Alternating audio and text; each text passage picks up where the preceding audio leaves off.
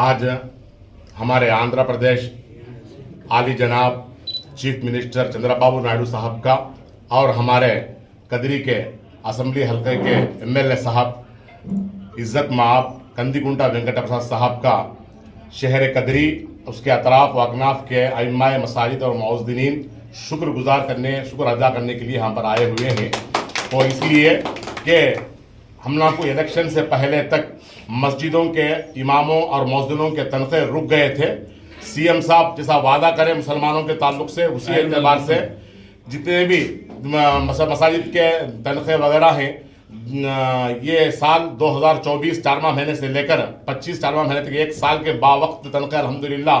क्या है अलॉटमेंट किए हैं। हमें तहे दिल से शुक्रिया अदा करते हैं सीएम साहब का, एमएलए साहब का। और उसी के साथ साथ जब जगनमोहन रेड्डी साहब की हुकूमत थी उस वक्त में देने वालों को भी रुका दिए थे। रिन्यूअल के बहाने से बहुत सारे मस्जिदों को रुक चुके थे। अब सीएम साहब उस मामले का भी हल कर चुके हैं, हमें उसका भी तहे दिल से शुक्रिया अदा करते हैं। और उसी के साथ साथ हमारे एमएलए साहब पहले से भी अइम्माए मसाजिद और मौज़दीनीन के धर्मों के ताल्लुक से 2013-14 से लेकर जब भी हमें इसकी क्या है खिदमत निकलते थे, फाइट करते थे, तो बाकायदा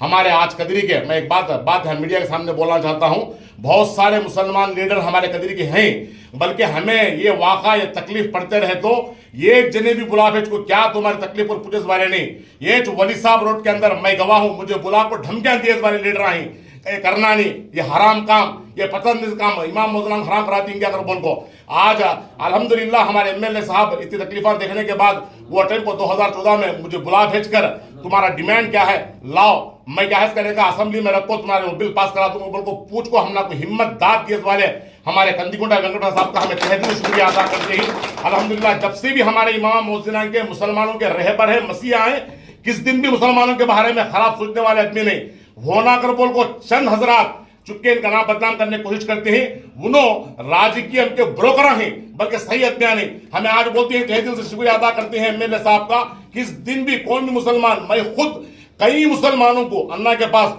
जान बराबर ना है, शादी करना है, मस्जिद की दीवार गिर गई है, नहीं कोई और काम है, तो मुसलमानों के हर एक को भी कई लाखों रुपए में दिलाया हूं, मैं खुद गवाह हूं। असल इसके अंदर एक एमएलए के पास जाकर हमारे अगर मुसलमान कोई बनते हैं पूछने के लिए गए तो साला फिरेज वाले आदमी हमारे पास मौजूद हैं, एक जने भी क्या है करने का आज काम करे नहीं। ऐसे मामलात में बाकायदा क्या है करने का एमएलए साहब का हमें तहे दिल से शुक्रिया अदा करते हुए और उसी के साथ